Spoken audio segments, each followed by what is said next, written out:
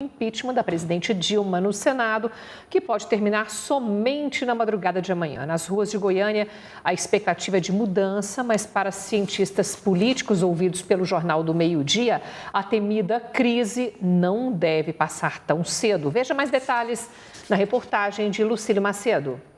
O que será votado nesse momento é a admissibilidade do processo de impeachment, ou seja, a aceitação da denúncia trazida pela Câmara dos Deputados para efetuar o julgamento do impeachment.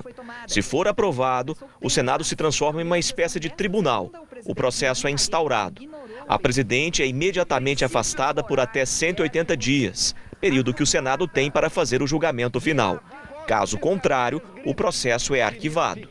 Para que o processo de impeachment seja aceito pelo Senado, é necessário que estejam em plenário pelo menos 41 dos 81 senadores e que exista durante a votação uma vitória simples. Seria da metade dos parlamentares mais um voto. O presidente do Senado, Renan Calheiros, só vota em caso de empate. Este cientista político explica como deve ficar a estrutura no poder caso a admissibilidade do impeachment seja aprovada. Afastada, o vice-presidente Michel Temer assume a presidência da República provisoriamente. Está em discussão quais os limites ou as possibilidades de decisão que ele tem diante disso, mas efetivamente ele começa a governar o país.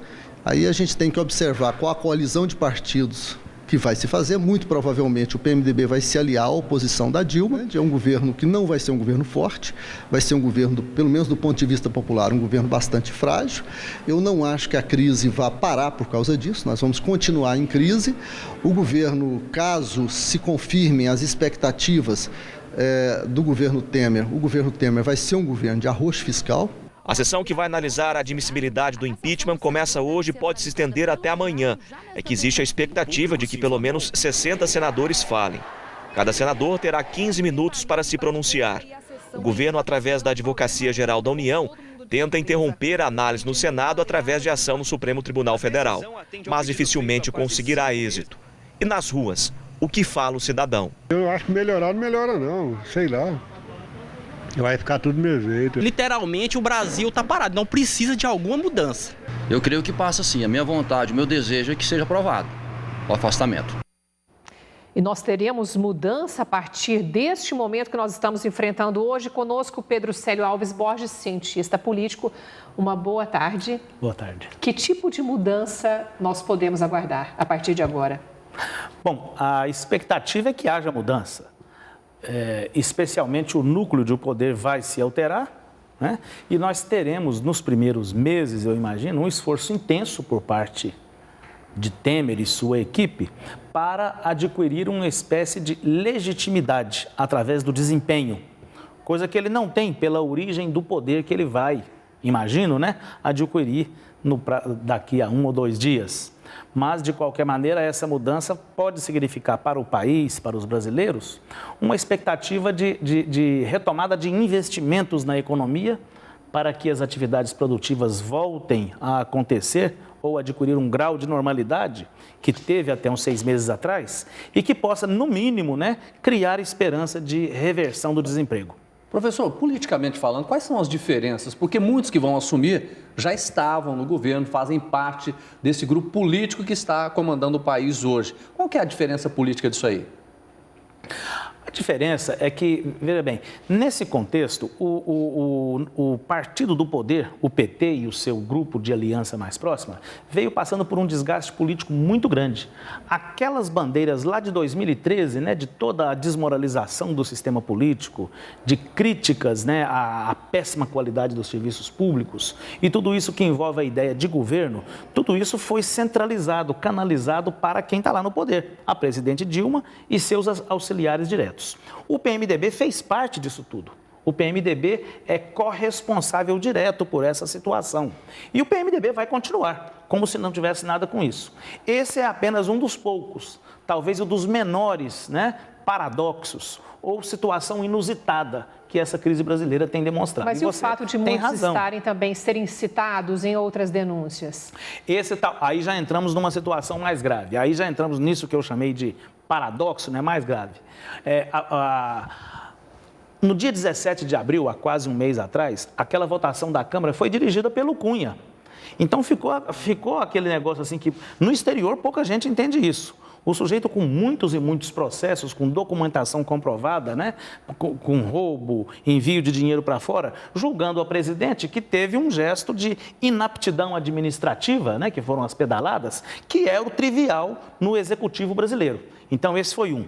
Nesse caso agora, o relator do processo que hoje está no Senado é o Anastasia, ex-governador de Minas, que está também indiciado ou está citado por ter cometido os mesmos gestos administrativos de quem está no banco de réus. Professor, passa hoje no Senado?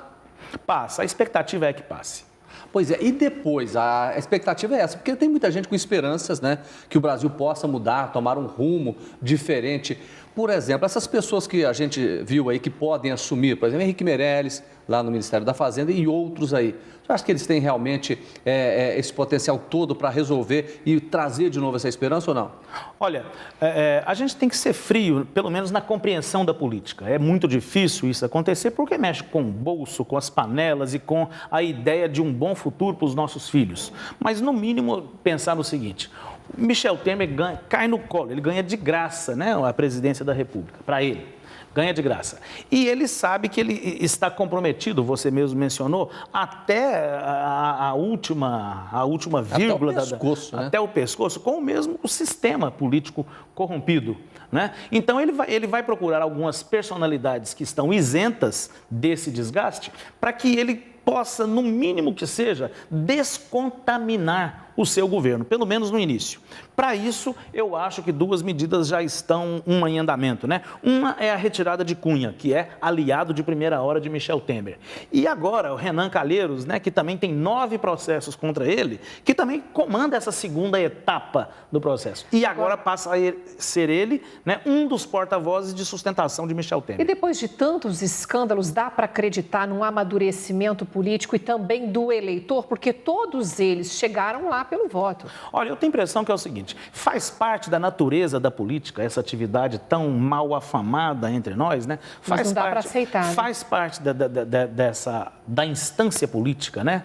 Dos meios políticos, sempre ciclos muito próximos de renovação da esperança e de desencanto. Renovação da esperança e de desencanto. E algumas sínteses vão se criando. Você mencionou a palavra amadurecimento. Eu acho que a cada vez em que o desencanto é maior do que a esperança, a população, as pessoas amadurecem um pouco. Professor, como é que vai ser, na opinião do senhor, o comportamento, por exemplo, num governo de Temer, que já provavelmente vai começar na quinta-feira, dos movimentos sociais? Por exemplo, ontem a gente já viu manifestações, pessoal interditando avenidas, pistas. Como é que vai ser isso?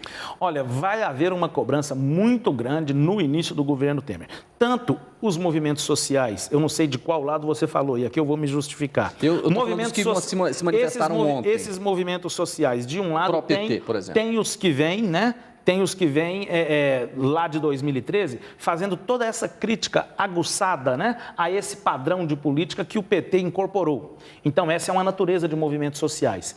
Esses movimentos sociais continuarão cobrando ferrenhamente a continuidade da Lava Jato. A continuidade da Lava Jato e das investigações. De outro lado, os movimentos sociais mais à esquerda, pró-PT, que são simpáticos, né, ao grupo que está saindo da presidente Dilma, também eles vão continuar cobrando, até mesmo para demonstrar a ilegitimidade do governo que está entrando. Essas cobranças são boas, então? Dos dois lados, eu acho que continua. Povo na política, eu acho que é sempre positivo. Necessário, ruim, né? É quando o povo é afastado da política pela força ou por outros meios. Pedro Célio Alves Borges, cientista político, uma boa tarde, boa sorte para nós, né? Eu agradeço. Boa sorte para todos nós e bom trabalho a vocês todos. Obrigada.